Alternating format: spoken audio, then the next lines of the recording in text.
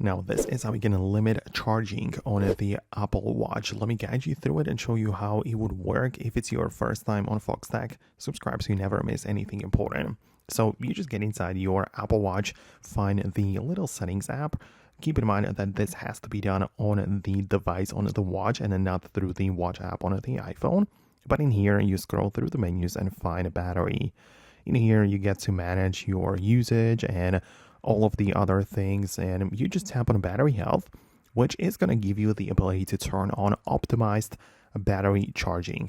So as you can see, I have one toggle which is called optimized charge limit, and a little description there kind of like explaining what it is, so the watch can learn from your daily usage and determine when to charge to an optimized limit and when to charge for the full battery, right? So it kind of learns your patterns, and you just want to make sure that your Apple Watch doesn't sit on 100% on the charger, and instead that it charges to 80% and the remaining 20% according to your habits. So that's how you can limit this. Unfortunately, we don't have like more ways to set up limits, just like on the iPhone where we have the ability to set up the limit for like 80% or 90 or something.